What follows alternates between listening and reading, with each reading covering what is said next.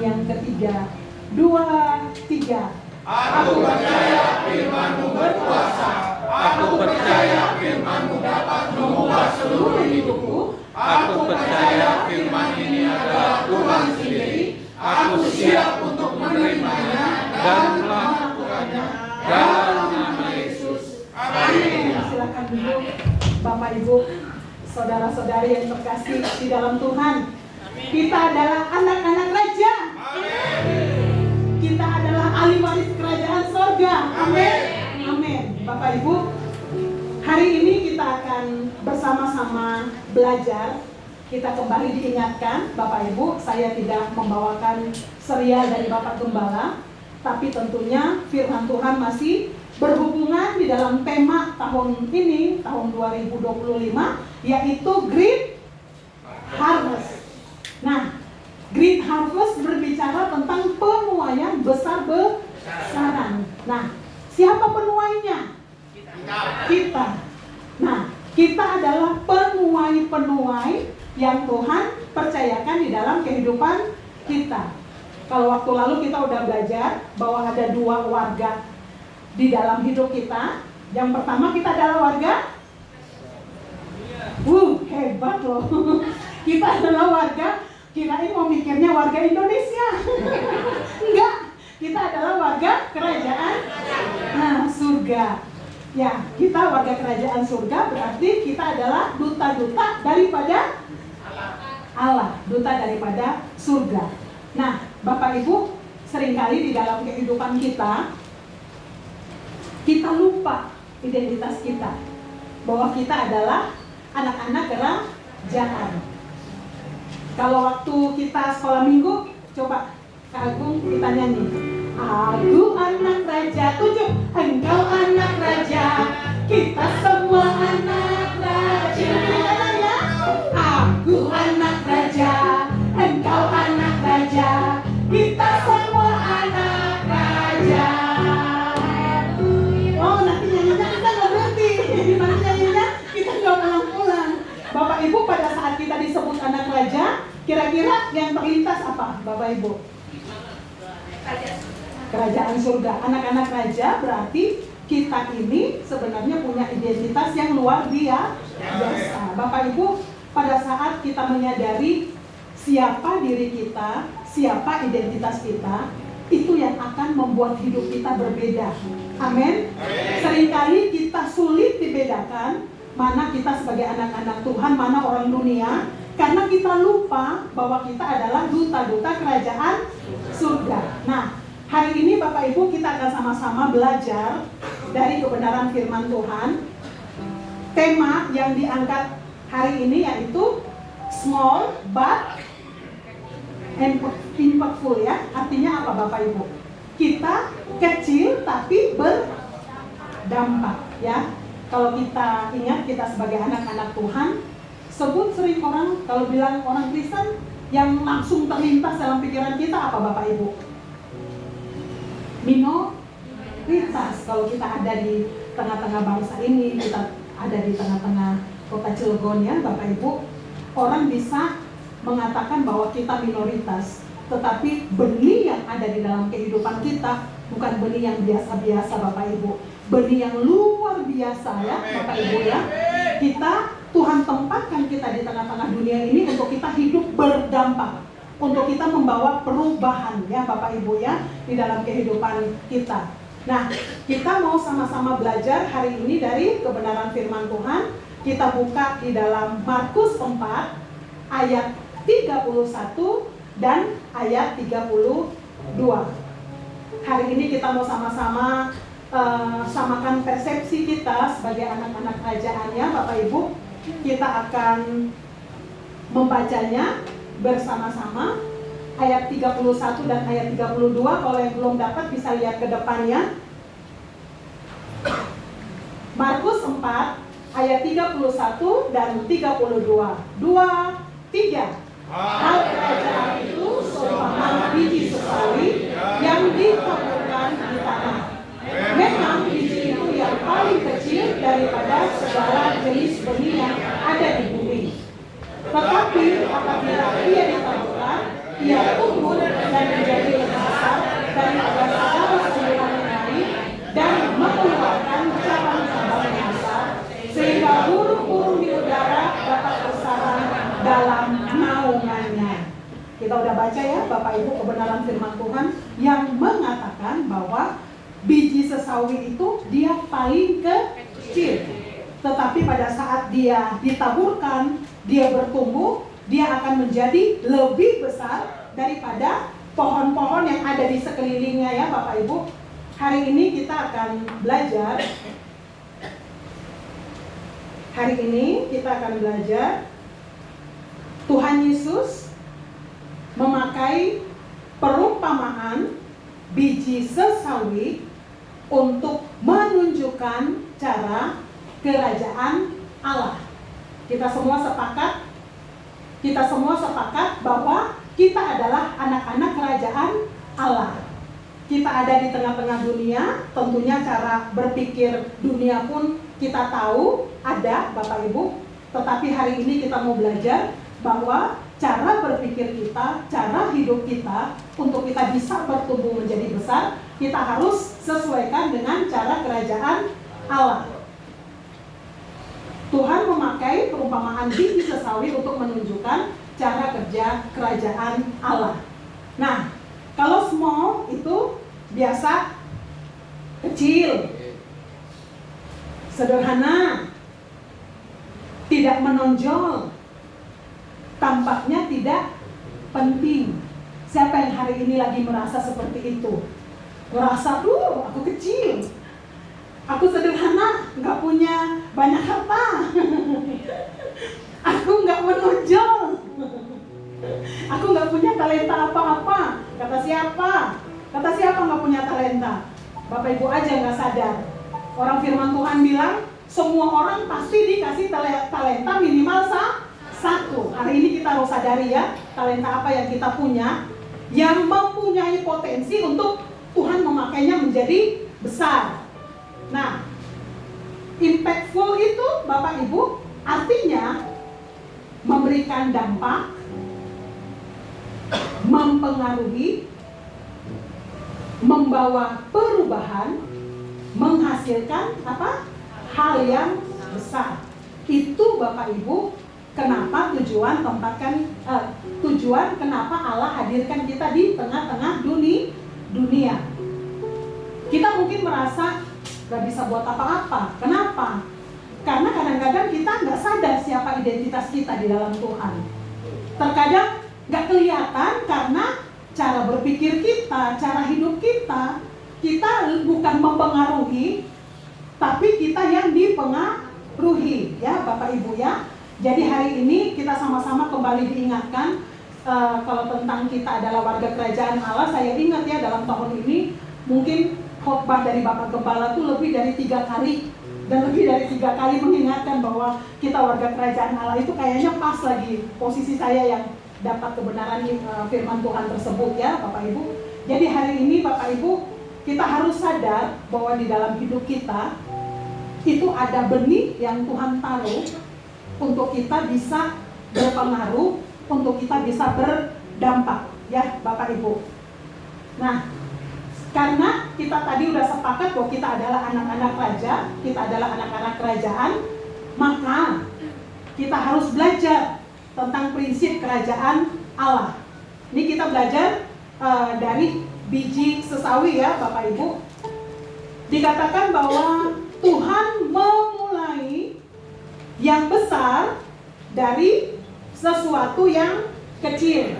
Coba Bapak Ibu ingat kira-kira kalau di dalam cerita Alkitab, kan Bapak Ibu sekolah minggu, youth gitu ya.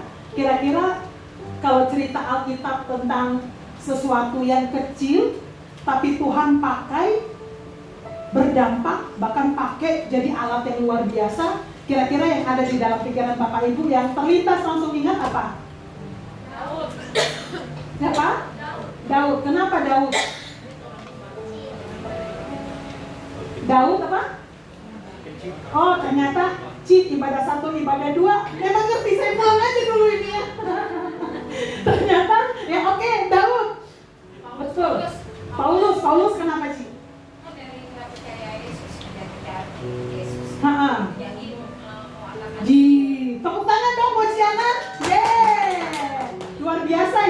jadi orang yang ngejar-ngejar murid Tuhan Yesus untuk dibunuh. Setelah Tuhan ubah, malah dia dahsyat, dampaknya luar biasa. Apalagi Bapak Ibu, Yusuf, kenapa Yusuf? Hah? Semua. Ya. Intinya proses Yusuf yang ini poin kedua nih, marilah kita ulang. Yusuf taat dalam proses, Tuhan pakai dia untuk benar-benar menyelamatkan kehidupan bangsa yang besar ya, bahkan bangsa-bangsa. Apa Bapak Ibu? Alat yang kecil dalam tangan Tuhan, tapi pada saat kita serahkan ke dalam tangan Tuhan, Tuhan bisa pakai menjadi luar biasa. Dalam tokoh Alkitab, apa? 5 roti dan 2 ikan. Udah ketiga kali ini. Kalau yang udah ibadah satu kayaknya paham, tapi ini yang ngomong ibadah 2 semua. Jadi saya belum boleh pulang ya. Nah, yang lain Bapak Ibu. Dari tadi ini yang kanan, coba yang kiri. Perasaan yang kiri lebih banyak orang. Saya belum dengar suaranya. Yang kiri, coba bapak-bapak yang hebat luar biasa. Mana suaranya? Kira-kira apa? Hal yang kecil. Apa Pak? Ada? Sebelah kiri? Ya, Maria, itu bicara ketaatan, bicara tentang proses ya. Yusuf pun sama, bicara tentang proses, bicara tentang ketaatan. Bapak Ibu, kalau bicara tentang hal kecil yang diserahkan ke dalam tangan Tuhan, Tuhan pakai secara luar biasa. Kita bisa ingat dari Musa. Ya, Bapak Ibu, Musa, kalau tongkat yang dia pegang kan itu biasa aja. Tetapi pada saat Tuhan perintahkan dia, Tuhan pakai dia, lewat tongkat yang sederhana itu, mujizat di Mesir terjadi begitu luar biasa ya. Pada saat mereka perjalanan dari Israel menuju ke tanah Kanaan, belah laut Teberau itu dengan tongkat. Bahkan dengan tongkat itu air bisa keluar dari gunung batu ya Bapak Ibu ya. Daud, benar. Daud pada saat mengalahkan Goliat, Bapak Ibu, dia cuma pakai apa di dalam tangan? Batu kali dan ketapel. Batu kali kayaknya kalau ada di rumah kita mengganggu ya, malah kita buang ya. Tapi batu kali di tangan Tuhan yang dipakai oleh Daud bisa mengalahkan raksasa. Bapak Ibu, kita belajar tentang prinsip kerajaan Allah. Hal kecil yang ada di dalam hidup kita, apapun itu, pada saat kita serahkan kepada Tuhan, itu bisa berubah menjadi senjata yang luar biasa yang akan memberkati banyak orang ya. Dari tongkat bisa membebaskan bangsa Israel ya, keluar dari Mesir ke tanah Kanaan. Bahkan dengan batu kali di dalam tangan Daud bisa mengalahkan raksasa. Artinya Bapak Ibu, hari ini kita belajar dari biji sesawi, ada benih yang Tuhan taruh dalam hidup kita untuk kita pakai untuk menjadi berkat buat orang banyak. Tapi apakah benih itu akan bertumbuh atau benih itu akan mati, tergantung dari keputusan kita. Makanya dari depan saya katakan bahwa pada saat kita sadar siapa diri kita, itu yang akan membuat benih sesawi dalam diri kita itu berkembang secara luar biasa. Karena identitas kita percaya kita adalah siapa, itu akan terlihat dari kita keseharian. Kalau kita adalah anak-anak kerajaan, gak mungkin kita orang ngomong kotor, kita ikut-ikutan. Grup gosip, kita ada di dalam, enggak. Terus contoh misalnya kalau kita menunjukkan kita anak-anak kerajaan itu, artinya kita berbeda. Sekalipun mungkin kita kecil ya, seperti kalau kita lihat misalnya korek api di tengah-tengah kegelapan ya Bapak Ibu, sekalipun dia kecil, tapi pada saat dia hadir, semua pasti poinnya akan ke api. Sebenarnya itu Bapak Ibu, panggilan Tuhan di dalam kehidupan kita tuh seperti itu. Artinya pada saat kita hadir, pasti akan ada perubahan. Saat kita hadir pasti akan berdampak. Sekalipun dikatakan tadi mungkin kita minoritas, kita kecil ya Bapak Ibu, Jadi hari ini kita harus sadar bahwa kita ada di tengah-tengah dunia ini, ada benih besar yang Tuhan taruh di dalam hidup kita untuk kita bisa menjadi berkat buat banyak orang. Amin. Amin. Bicara tentang Tuhan memulai yang besar dari sesuatu yang kecil. Firman Tuhan di dalam Lukas 16 ayat 10 mengatakan, barang siapa setia dalam perkara-perkara kecil, ia akan dipercayakan perkara-perkara yang besar. Barang siapa tidak benar dalam perkara-perkara kecil, ia tidak benar juga dalam perkara-perkara yang besar. Bapak Ibu kenal, bukan kenal, pernah dengar atau tahu Mother Teresa? Tahu? Ya, kita pasti tahu.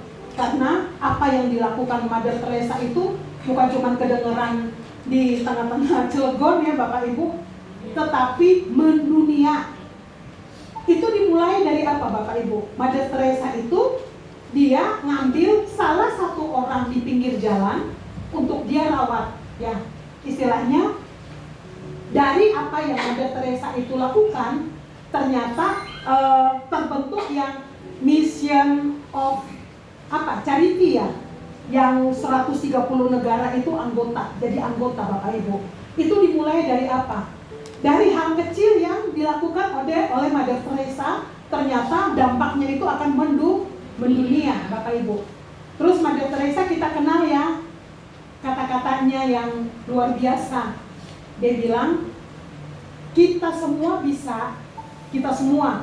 bisa lakukan hal yang kecil tapi dengan kasih yang besar. Bahkan dikatakan bahwa pada saat kita melakukan sesuatu dengan kasih yang besar, orang tuli pun bisa mendengar, orang buta pun bisa melihat apa yang kita kerjakan. Artinya pada saat yang kita lakukan digerakkan oleh kasih yang besar, tanpa kita harus gombor-gombor pun orang bisa merasakan ya Bapak Ibu ya.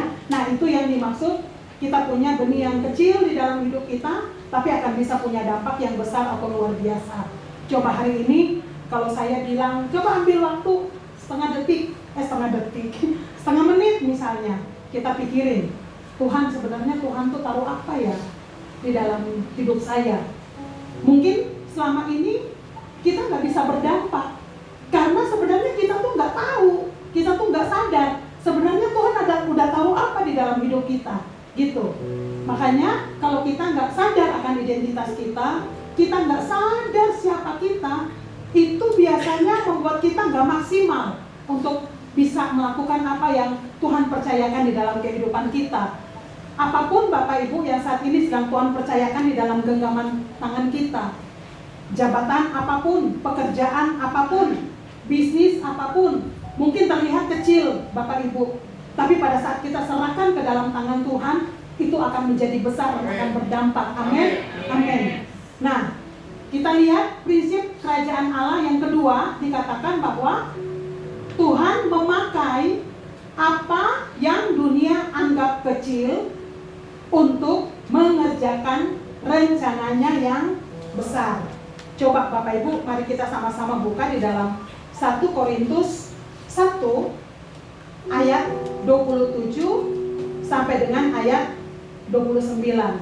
Hari ini kita punya pemahaman, kita punya pengertian, kita harus berbeda dengan dunia. Kalau dunia mengatakan yang menang harus yang kuat, tetapi firman Tuhan katakan bahwa yang paling lemah di dunia ini pun bisa mengalahkan orang yang paling berhikmat menurut dunia ya Bapak Ibu ya. 1 Korintus 1 ayat 27 sampai dengan ayat 29.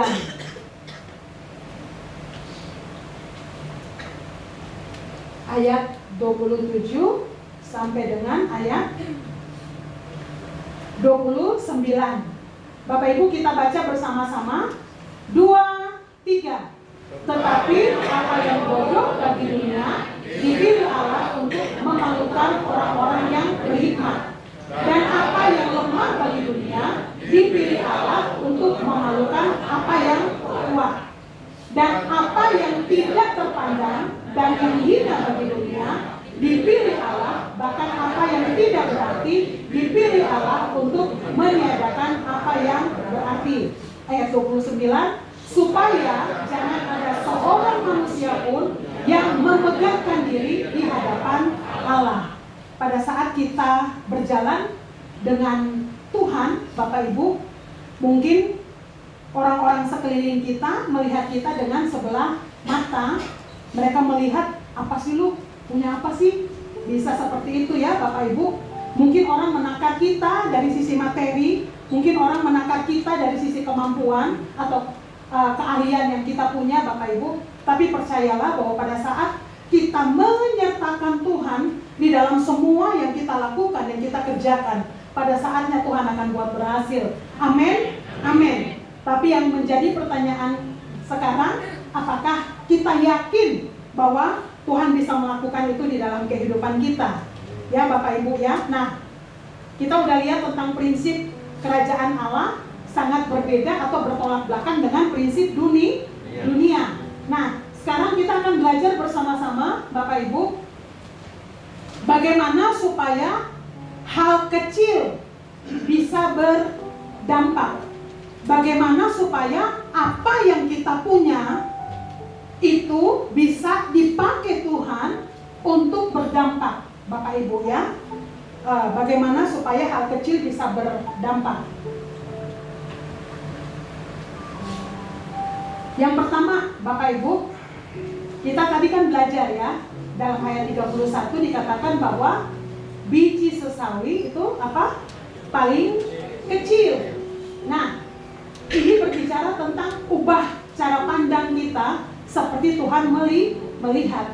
Bapak Ibu, kita semua sebagai anak-anak Tuhan, kita semua yang sudah diselamatkan di tempat ini, harga kita sangat mahal. Kenapa harga kita sangat mahal? Karena kita sangat berharga di hadapan Tuhan. Kalau saya tanya, kira-kira harga kita berapa? Kan tadi sangat mahal. Tidak terbilang. Kenapa tidak terbilang, Pak? Kenapa tidak terbilang? Sungguh besar. Kenapa sungguh besar?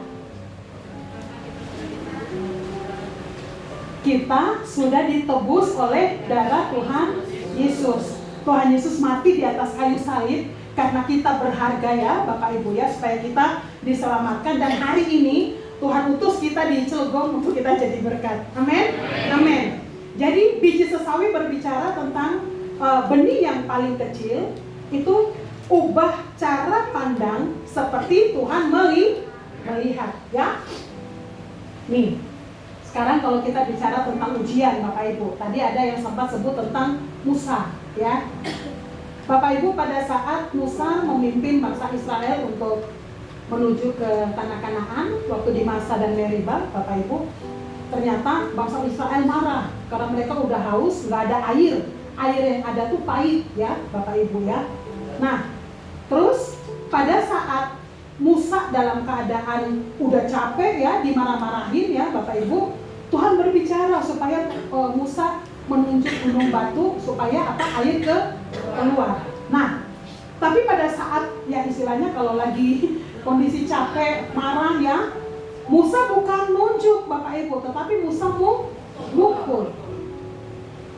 Di situ dilihat Tuhan itu dengan Musa memukul gunung batu itu, berarti Musa tidak menghargai Tuhan ya Bapak Ibu nanti bisa baca di dalam Bilangan. Coba kalau kita pikir Bapak Ibu, Musa sebagai manusia saat di kiri kanan sebagai pemimpin, mimpin bangsa Israel yang terkenal tegar tengkuknya ya, terkenal rewelnya, terus dia marah. Menurut Bapak Ibu wajar apa enggak? Wajar sekali ya. Kalau kita di posisi Musa, kayak mungkin saya kali ya, kalau di posisi Musa mungkin bukan cuma pukul batu ya, mungkin orang-orang Persib pukul kali. Maksudnya di sini kita melihat Bapak Ibu, tetapi dari sisi Tuhan nggak seperti itu. Apa yang kita anggap kecil, ternyata di hadapan Tuhan tidak ya Bapak Ibu. Artinya kita coba ubah cara pandang kita, bahwa ada hal-hal kecil di dalam kehidupan kita yang mungkin itu menghambat Tuhan kerja di di dalam hidup kita karena kita anggap itu wajar, kita anggap itu biasa. Ya, Bapak Ibu ya. Jadi artinya di dalam kehidupan kita mengubah cara pandang pada saat kita melihat dosa. Ya, nggak apa-apa lah, nipu-nipu dikit, itu mah dosa kecil. Ya, datang terlambat dikit lah. Itu padahal kita udah korupsi waktu, misalnya kita sebagai karyawan ya. Oh, gereja lagi butuh outline. Saya misalnya kerja di perusahaan Bu Hera udah pulang karena outline saya nge-print di kantor secara diam-diam. Saya nggak sadar bahwa sebenarnya itu saya udah mencuri. Saya sudah memakai fasilitas kantor untuk kelihatannya rohani kan, untuk gereja, untuk Tuhan. Kata siapa? Itu hal kecil Bapak Ibu, tetapi kalau kita terus-menerus melakukan itu, kita sebenarnya nggak bertanggung jawab dalam karakter kita ya Bapak Ibu ya. Nah, terus kita harus mengubah cara pandang kita. Bapak Ibu, tadi pagi saya juga sempat singgung yang kita anggap kecil ya Bapak Ibu. Pada saat pemilihan pasukan Gideon 300, yang pertama berjumlah berapa? 32.000. 32.000 kata Tuhan terlalu banyak. Gideon, kamu harus kurangin. Nah, penyaringan yang pertama itu dikatakan siapa yang takut silakan pulang ya. Bapak Ibu kalau bicara tentang takut itu artinya bicara tentang apa Bapak Ibu? Khawatir, takut. Bicara bahwa kita sebenarnya apa? Gak percaya bahwa Tuhan mampu. Pada saat 32.000 itu disuruh pulang karena takut, totalnya berapa? 22.000. Jadi kalau pulang 22.000 berarti sisanya berapa? 10.000. Tapi ternyata Bapak Ibu, dari 10.000 Tuhan katakan bahwa terlalu banyak. Jadi kamu harus saring lagi.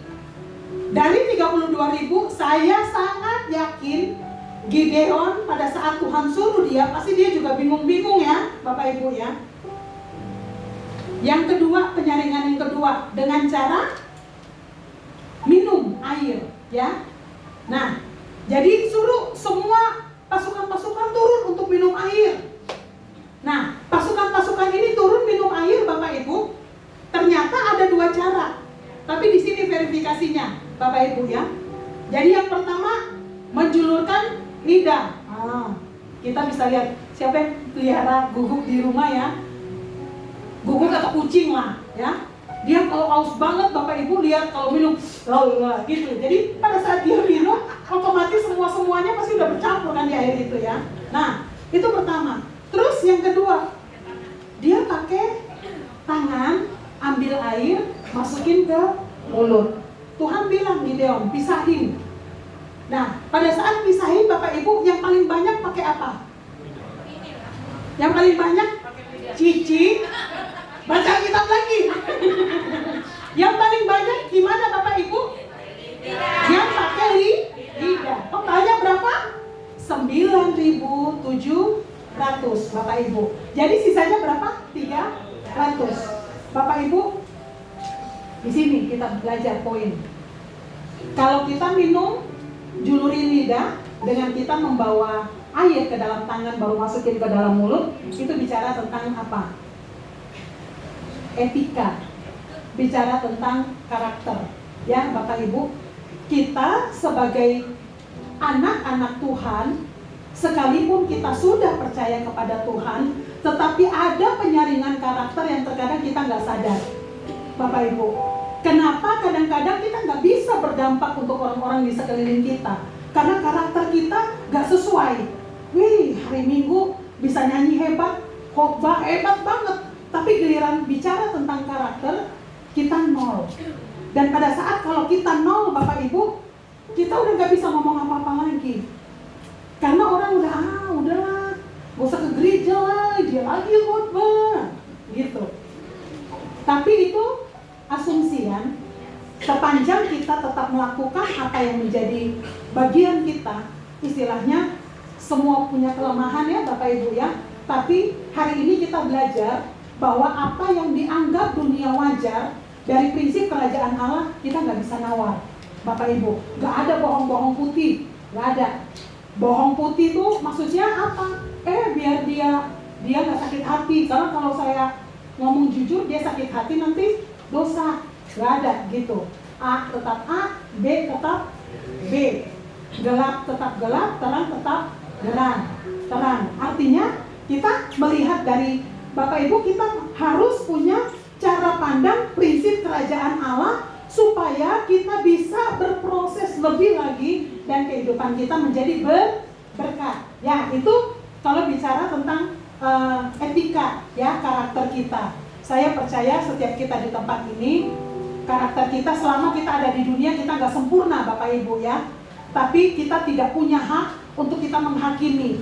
Ingat, pada saat kita menghakimi orang-orang di sekeliling kita, firman Tuhan berkata bahwa kita bisa melihat selumbar di mata orang lain, tapi balok di depan kita nggak bisa lihat. Artinya apa Bapak Ibu? Firman Tuhan itu mengatakan apa? Pada saat kita sudah mulai fokus tentang kesalahan orang, itu sebenarnya ada balok yang harus kita selesaikan. Ya, jadi artinya Bapak Ibu, di dalam hidup kita, hal-hal yang mungkin kita anggap biasa itu belum tentu ya Bapak Ibu ya. Maksudnya jangan sampai kita terhisap masuk di dalam prinsip-prinsip dunia yang akhirnya kita memang benih yang ada dalam hidup kita yang harusnya berproses dan bertumbuh itu mati hanya karena kita nggak bisa untuk jaga karakter kita. Karakter kita bisa mempermuliakan Tuhan kalau kita bergantung sepenuhnya kepada Tuhan. Kita nggak bisa punya karakter, tapi keputusan untuk mau dan bisa itu ada di dalam hidup kita. Pada saat kita mau, kita berserah, saya percaya Tuhan akan mampukan kita ya Bapak Ibu. Jadi pada saat kita melihat mungkin ada karakter-karakter yang tidak sesuai seperti yang kita harapkan, Bapak Ibu, kita harus mulai belajar melihat, saya lihat selumbar dia, tapi Tuhan balok apa dalam hidup saya yang harus saya selesaikan. Ya, ini bicara tentang prinsip kerajaan Allah Bapak Ibu. Ubah cara pandang kita supaya Tuhan bisa leluasa memakai kehidupan kita. Amin ya Bapak Ibu. Saya istilahnya tadi pagi karena banyak anak-anak muda ya, banyak anak-anak muda, saya katakan pada saat mereka bekerja di kantor ya, jangan hanya karena mereka mungkin kesal sama pemimpin, akhirnya mereka kerjanya asal-asalan. Mereka nggak kerja secara maksimal. Sebenarnya kalau kita bermasalah dengan sekeliling kita ya, dengan orang rekan kerja kita atau pemimpin, itu sebenarnya karakter kita sedang diasah. Tuhan sedang bentuk kita. Tapi pada saat kita nggak punya cara pandang itu bahwa Tuhan sedang mengasah kita, akhirnya kita kerja asal-asalan. Nah, pada saat kita kerja asal-asalan, sebenarnya yang dirugikan siapa, Bapak Ibu? Perusahaan.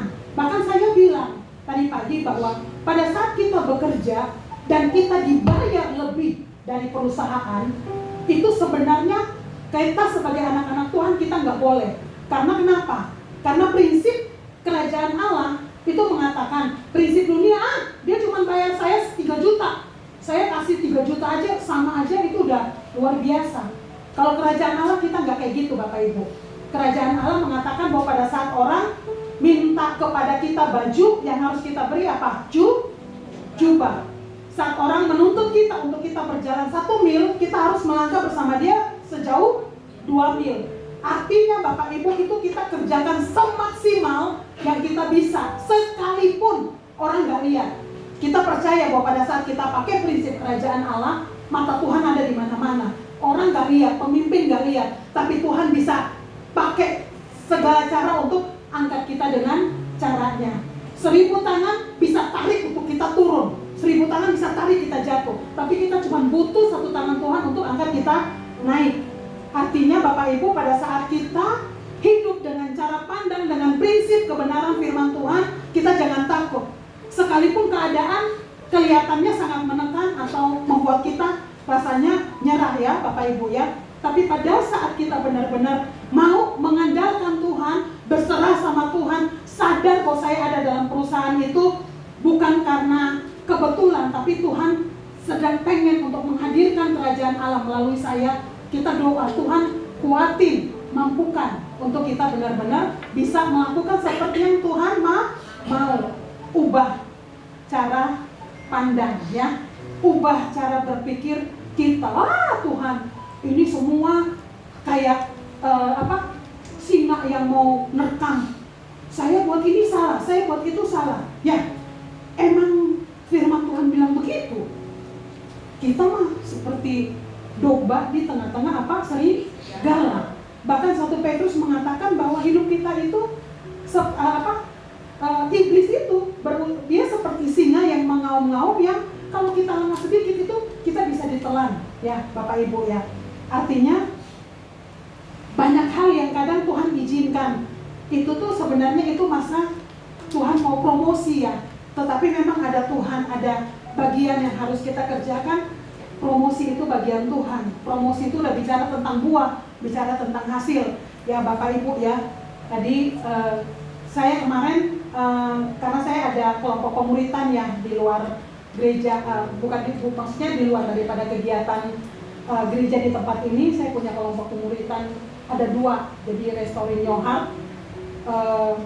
Itu saya istilahnya setiap pagi Kamis sama Jumat, sampai kadang-kadang suami saya, "Mah, waktu efektif kok hari-hari kerja kok untuk itu." Tapi saya bilang ya udah nggak apa-apa, karena udah masuk ke buku ketiga keempat. Kalau saya lepasin kasihan, karena saya bertindak sebagai fasilitator. Bu Mini pun sama, Bu Mini juga fasil RYH ya. Kemarin itu dan itu saya langsung meluruskan. Jadi ada salah satu anggota, dia mengatakan gini, "Wah, saya mah seperti Daniel. Saya seperti Daniel, soalnya kan kita RYH ini udah jalan hampir 3 tahun ya, dan itu rutin setiap minggu. Saya ini seperti Daniel, kemarin pas saya ulang tahun, saya dapat SP1. Saya bilang, "Kenapa dapat SP1, Kak?" "Iya, soalnya ternyata ada orang yang iri. Jadi, kayak dia RYH itu, belajar firman itu, dilaporin. Jadi dia dapat SP1, karena jalannya udah lama loh, hampir 3 tahun saya sama kelompok itu. Nah, pada saat dia ngomong seperti itu, karena kebetulan saya lagi belajar, saya langsung bilang, "Kak, sorry Kak, itu malah bersyukur, itu teguran Tuhan buat kakak. Kakak, jam kerja, kalau saya kan istilahnya bisa saya atur, kerjaan saya janji sama orang segala macam, kalau pagi ya saya bisa janji sore atau siang, maksudnya fleksibel. Nah, tapi kalau dia dibayar sama perusahaan, terus jam kerja dari jam 9 sampai jam 11, kamu ngomong tentang firman, maksudnya kamu belajar, itu kan untuk keuntungan kamu pribadi, tapi kan kamu merugikan teman-teman yang lain. Kamu harus bersyukur, karena ada teman yang melapor, supaya kamu jangan sampai harusnya kamu dipromosi, hanya cuma gara-gara ini kamu malah ini." Nah, maksudnya kita harus punya cara berpikir ya, kalau jam kerja kantor harus memang kerja. Saya kadang-kadang berurusan dengan anak-anak next gen ya, mereka yang kerja dalam perusahaan, saya selalu WA dulu, lagi dinas apa, karena takutnya dia dinas siang, terus karena saya udah selesai kerja, saya telepon dia, padahal dia lagi dinas. Ya saya nggak boleh seperti itu ya. Nah, artinya Bapak Ibu, jangan sampai kita merasa itu ujian, padahal itu mah pencobaan. Ya, karena kan nggak boleh kamu jam kerja, kamu malah seperti itu. Terus saya tanya, "Lah, kakak boleh kerjanya jam berapa?" "Saya mah jam kerja jam berapa aja, gak apa-apa." "Ya kalau kakak kayak gitu ya berarti datang aja kantor jam 11, kan nanti dia udah pemimpin yang agak lumayan tinggi. Jadi artinya kalau dia datang jam 11 ya nanti sesuaikan, dia pulang kantor bisa jam 8. Ya bisa seperti itulah. Tapi kamu jangan datang udah jam 9, 2 jam kamu ngomong hal lain, terus nanti jam 5 kamu pulang. Korupsi itu berarti namanya. Nah, kadang-kadang hal-hal seperti ini Bapak Ibu, kita anggap sepele. Padahal sebenarnya tanpa kita sadar, itu bisa mematikan benih yang Tuhan sedang taruh di dalam hidup kita, yang Tuhan harapkan untuk itu bisa berkembang ya. Kayak kompromi-kompromi. Udah gak apa-apa lah, ini mah bagian keuangan misalnya. Gak apa-apa lah, ini mah nolnya sedikit. Nyarinya ribet. Nah, kualitas Bapak Ibu. Jadi kita mau, karena kita nggak mau repot, akhirnya ya udah kita menggampangkan. Nah, jangan sampai seperti itu. Itu contoh ya Bapak Ibu ya. Kita cara pandang kita dalam kita bekerja, dalam kita memandang dosa, dalam tanggung jawab kita ya. Itu kita harus perhatikan di dalam kehidupan kita. Amin. Amin. Nah, sekarang Bapak Ibu, bagaimana supaya hal kecil itu bisa berdampak? Yang kedua, biji sesawi ditaburkan. Biji sesawi itu gak mungkin bertumbuh kalau dia gak berproses, dia gak ditanam. Nah, pada saat ditanam, ini yang luar biasa ya Bapak Ibu ya. Pada saat ditanam itu sangat-sangat gak enak ya. Kayak kita lihat tadi Pak Jari sempat ngomong tentang Yusuf. Yusuf itu waktu dia mendapatkan visi dari Tuhan, terus selama 17 tahun ya, dia diproses, itu prosesnya jungkir balik ya. Kalau kita baca cerita tentang Yusuf, kayaknya kalau kita di posisi dia, kita nggak kuat ya Bapak Ibu ya. Jadi untuk masa proses itu bukan berarti karena kita anak Tuhan, kita udah mendapat janji Tuhan, terus semuanya jalan tol. Enggak seperti itu ya Bapak Ibu. Tetapi tetap ada proses-proses yang istilahnya kayak naik roller coaster ya Bapak Ibu ya. Tapi selama kita benar-benar dengan Tuhan, menurut kita dengan Tuhan, kita serahkan kepada Tuhan untuk apa yang Tuhan sedang kerjakan di dalam kehidupan kita, kita bisa lewatin proses itu. Karena firman Tuhan sudah memberikan jaminan dalam hidup kita bahwa semua kita dikatakan apa? Lebih dari pemenang. Kalau Tuhan sudah katakan bahwa kita lebih daripada pemenang, berarti benih lebih dari pemenang itu udah ada di dalam hidup kita ya Bapak Ibu ya. Jadi Bapak Ibu yang mungkin saat-saat ini sedang ada di dalam proses, mungkin di dalam pekerjaan, dalam bisnis, dalam usaha, bahkan mungkin di dalam keluarga, mungkin anak, atau mungkin apapun itu, kita tetap percaya kepada Tuhan ya Bapak Ibu ya. Proses itu dikatakan kalau kita hidup itu selalu ada ujian. Tapi kan ujian ada masanya. Kita sekolah 6 bulan, saya ingat waktu ujian anak-anak itu 2 kali ya. Ada tengah semester sama akhir semester. Artinya lebih banyak lah istilahnya. Kalau ujian itu nggak selalu terus ya di dalam kehidupan kita. Jadi kalau saat-saat ini memang kita sedang dalam ujian, dalam proses, kita tetap berserah kepada Tuhan. Amin. Amin. Nah, kalau bagian ubah cara pandang sama proses Bapak Ibu, itu adalah bagian kita. Tetapi kalau yang ketiga dikatakan bahwa biji sesawi menjadi pohon yang besar. Kan kalau kita baca ayat tadi, karena dia menjadi pohon yang besar, kan burung-burung semuanya itu datang untuk bernaung atau berteduh ya. Kalau bicara tentang itu berarti kan keberadaan dia itu menjadi penolong, menjadi penopang, menjadi berkat ya buat yang lain. Nah, pada saat kita melakukan, kita mengambil bagian kita belajar untuk mengubah cara pandang kita seperti kerajaan Allah, prinsip kerajaan Allah. Kita tetap taat, kita setia dalam berproses. Tuhan yang akan memberikan pertumbuhan di dalam kehidupan kita ya. Kita bisa menjadi berkat buat banyak orang. Tujuan akhir dari kerajaan Allah tidak hanya tentang pertumbuhan pribadi, tetapi menjadi berkat bagi orang lain ya Bapak Ibu ya. Untuk aplikasi di dalam kehidupan kita, dikatakan bahwa Allah memulai dari hal kecil. Jangan remehkan apapun yang Tuhan taruh di tangan kita. Saat ini Tuhan sedang percayakan apa di dalam kehidupan kita. Ada potensi, ada kelebihan atau apapun. Kita lakukan bagian kita dan kita lihat Tuhan akan bekerja dengan cara Tuhan. Mungkin terlihat sekeliling sederhana ya Bapak Ibu ya. Tetapi pada saat kita berjalan dengan Tuhan, hal yang sederhana, hal yang kecil, itu akan Tuhan berkati untuk menjadi besar. Oh iya, saya ingat Bapak Ibu, karena hari ini kita belajar tentang kita semua adalah anak-anak kerajaan, kita punya benih di dalam hidup kita.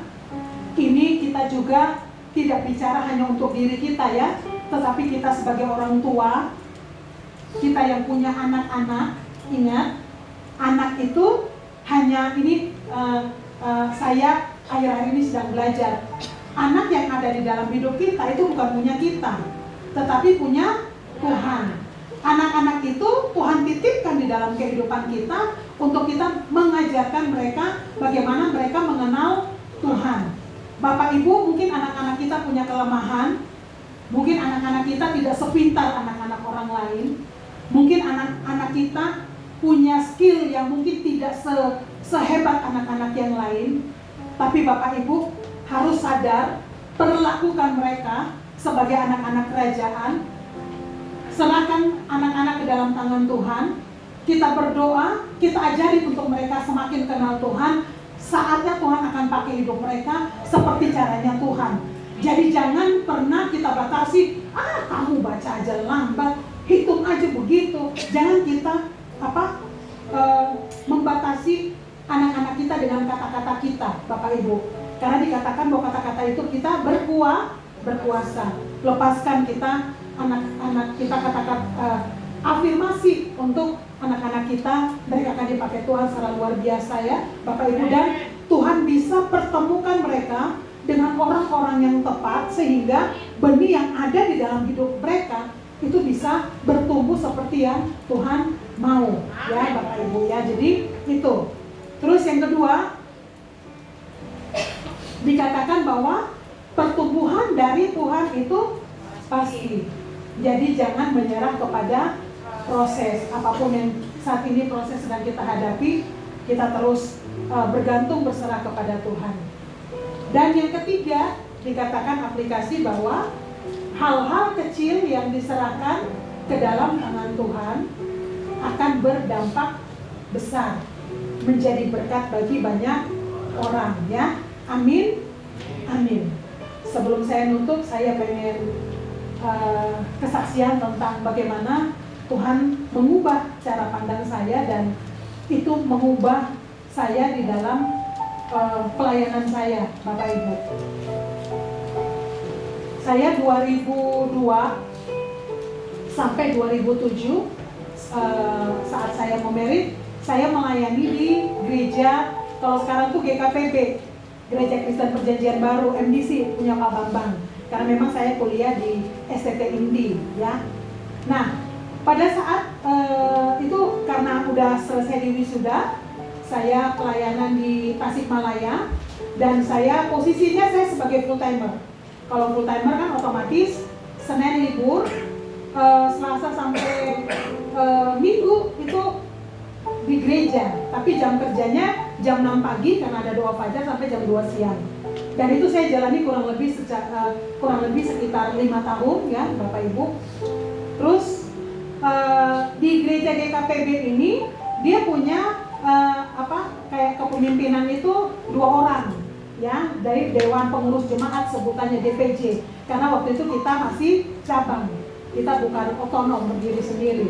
Jadi gembalanya tuh ada 2, ketua sama wakil, sama kayak waktu itu Pak Sabar sama Pak Yuda, dan sekretaris itu saya. Nah, saya karena saya ada di dalam grup alumni ya, Bapak Ibu ya, setiap kali tuh kalau ngelihat posting teman-teman, mereka melayaninya hebat, luar biasa, karena teman-teman saya banyak di Surabaya dan mereka ada di gereja-gereja yang besar gitu. Terus saat mereka melayani, saya lihat postingan-postingan, terus saya merasa tertuduh. Apalagi waktu saya dengar kesaksian dari Bapak Wiryo ya, Bapak Gembala kita yang minggu kemarin di sini. Bapak Gembala itu sedang tinggi-tingginya di dalam karir, Tuhan panggil untuk melayani Tuhan. Nah, sedangkan saya dari full timer malah sekarang jadi agent properti gitu ya. Bapak Ibu, saya sempat agak tertuduh, saya agak lama. Saya ngerasa Tuhan kok kayak gini amat ya, apa panggilan saya memang seperti itu? Maksudnya ada rasa tertuduh yang begitu luar biasa, dan itu sedikit mengganggu saya, Bapak Ibu ya. Karena saya melihat teman-teman seangkatan saya, ada yang paling kecil itu dia pegang sekolah minggu tuh 3.000 orang, Bapak Ibu ya. Jadi saya ngerasa, wah, dari semua kok kayaknya apa saya salah panggilan ya. Padahal kalau saya ingat-ingat proses saya panggilan itu gak gampang, gak mudah gitu, Bapak Ibu ya.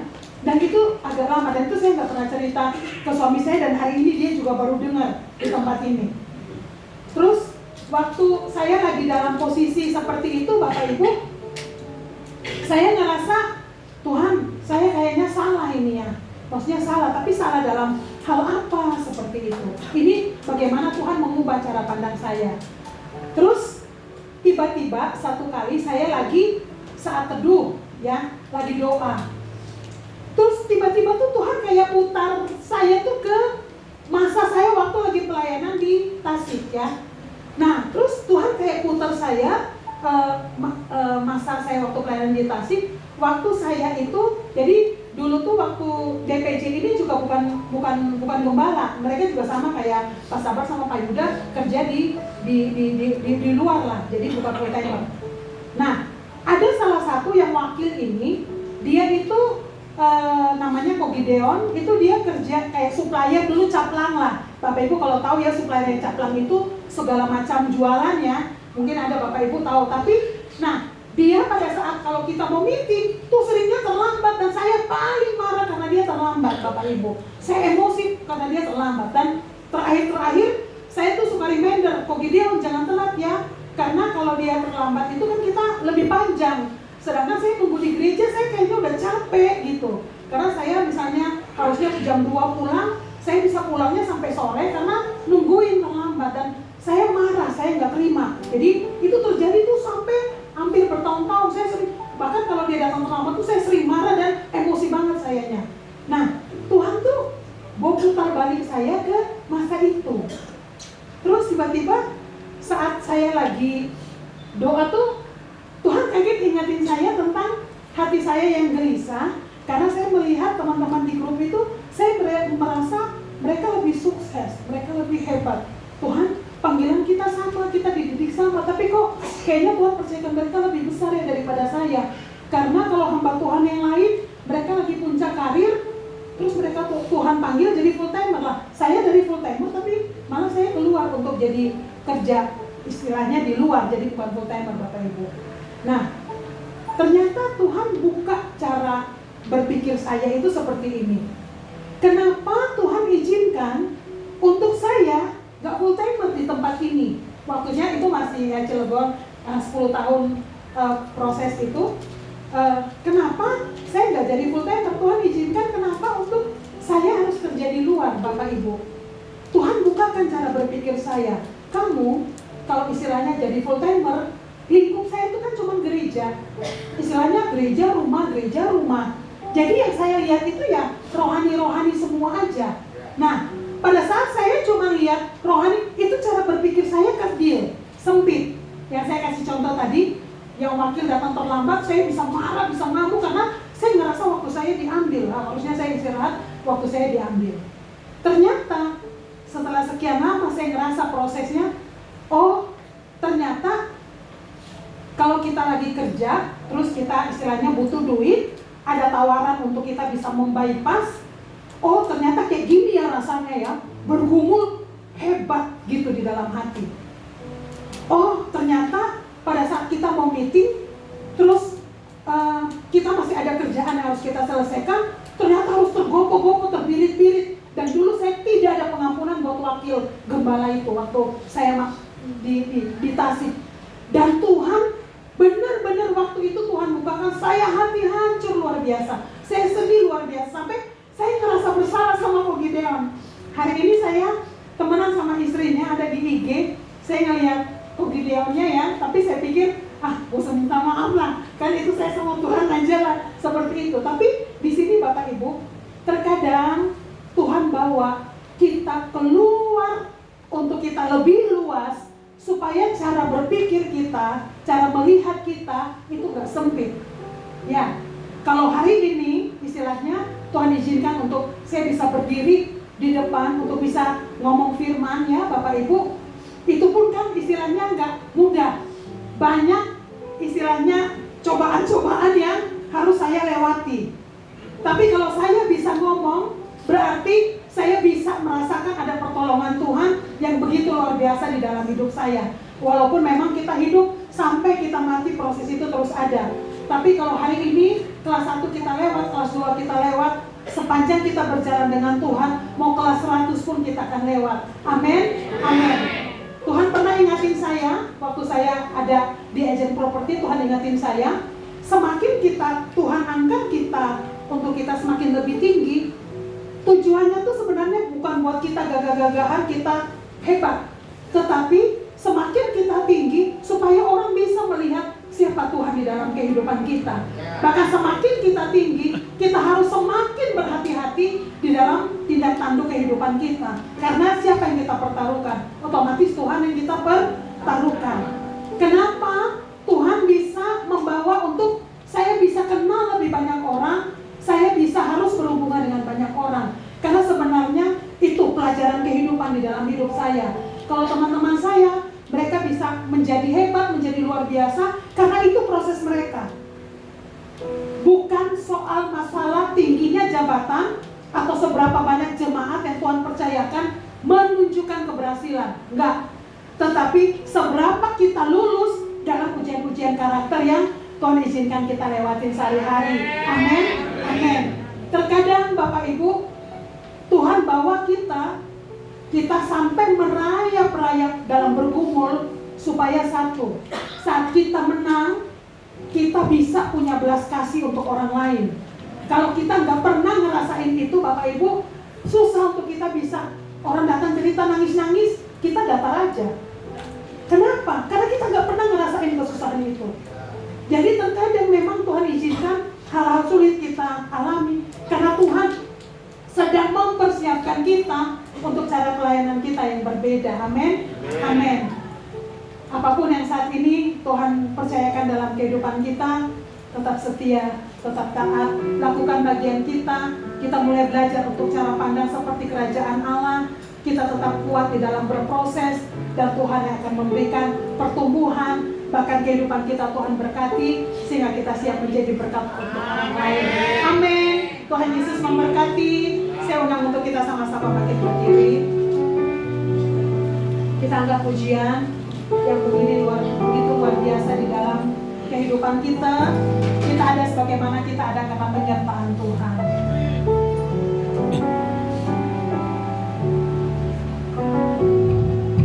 Walau dunia berubah,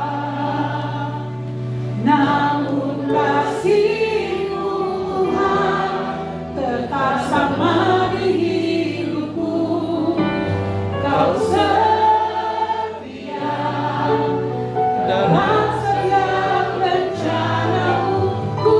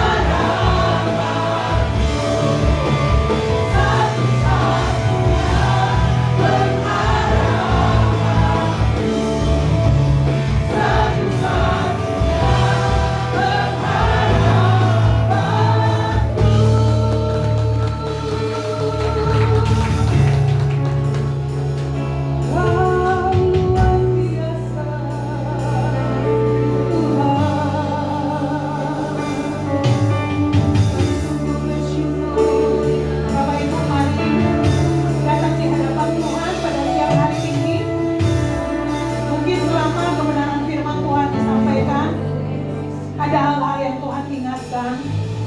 Mungkin ada hal yang harus kita bereskan di hadapan Tuhan pada siang hari ini. Mari kita datang merendahkan diri di hadapan Tuhan, selesaikan. Bahkan kalau mungkin ada hal yang harus kita serahkan kepada Tuhan, yang mungkin orang dunia melihat itu kecil, bahkan mungkin kita melihat itu kecil. Kita nggak bisa buat apa-apa, nggak bisa melakukan apa-apa menurut kita. Tapi sadarlah bahwa Tuhan menaruh benih di dalam hidup kita untuk bisa berkembang, untuk menjadi berkat buat orang lain.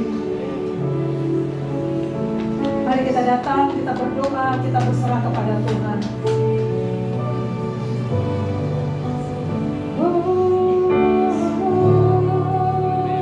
Kalau Bapak Ibu sudah ingat, naikkan syukur kepada Tuhan.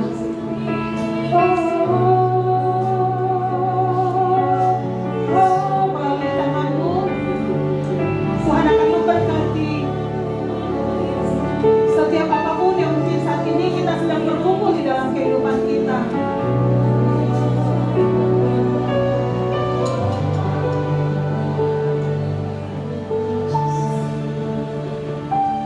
Tuhan mengingatkan saya tentang istri salah seorang nabi. Pada saat dia ditinggalkan oleh suaminya, ternyata banyak hutang yang ditinggalkan, dan penagih-penagih itu sudah datang dan hendak mengambil anaknya. Pada saat dia datang kepada Elisa, Elisa katakan bahwa apa yang kamu punya di rumahmu? Dia katakan, saya hanya punya sebotol buli-buli minyak. Bapak Ibu, dari sebotol buli-buli minyak itu sumber mujizat Tuhan kerjakan, dan itu menjadi jawaban, menjadi breakthrough di dalam kehidupan janda di Sarfat ini. Saya nggak tahu apa saat ini yang sedang dipergumulkan Bapak Ibu, tapi ada buli-buli di dalam minyak yang Tuhan sudah taruh untuk menjadi jalan keluar di dalam kehidupan Bapak Ibu. Bapak Ibu harus merespon, lakukan bagian Bapak Ibu, sehingga breakthrough keuangan, breakthrough ekonomi itu terjadi. Tidak masalah sekecil apapun, tetapi pada saat kita serahkan ke dalam tangan Tuhan, Tuhan berkati. Breakthrough itu bukan hal yang mustahil terjadi di dalam kehidupan kita. Mungkin ada talenta, ada kemampuan Bapak Ibu yang bisa Bapak Ibu mulai lakukan, kerjakan untuk Tuhan berkati, dan breakthrough keuangan itu terjadi.